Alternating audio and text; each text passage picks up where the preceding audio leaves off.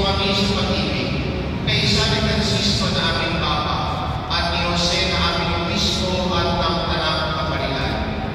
Alalahanin mo rin ang mga kapatid namin na hinday na may pag-asang sila'y muli mabubuhay, ngayon din na lahat ng mga pumanaw. Kaawaan mo sila at patuloyin sa iyong kaliwanagan. Kaawaan mo at maging dapanin kaming lahat na makasalo sa iyong buhay na walang wakas.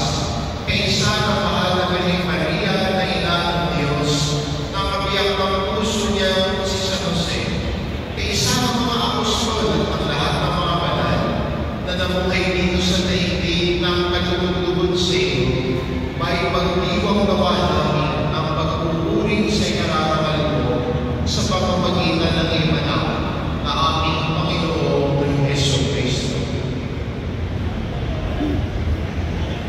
Sa pamamagitan ni Cristo kasama niya sa Kanya, ang lahat ng parangal at papuri ay sa iyo, Diyos na makapangyarihan, kasama ng Espiritu Santo, magpasagalan. Amen.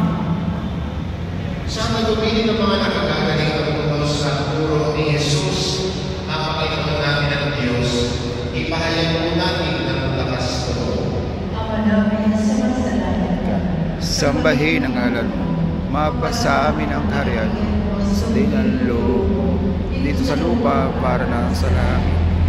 Bigyan mo po kami ngayon ng aming kakanin sa araw-araw.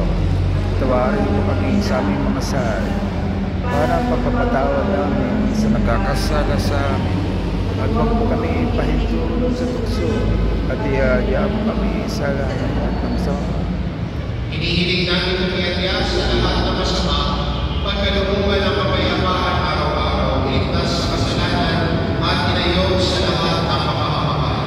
Samantalang aming pinananagilan ang dakilang araw ng pagpapahayag ng tagapagligtas namin si Yesu Cristo. Sa pagkaliw ang kalalihan at ang kapangyarihan at ang kapulihan ng mga pangailangan.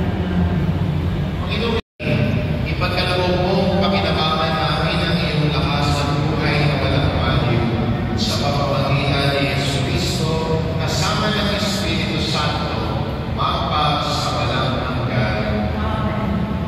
Sumayin niyo ang Panginoon At sumayin niyo rin. mahal na po Jesus Nazareno, inihayag mo sa pamamagitan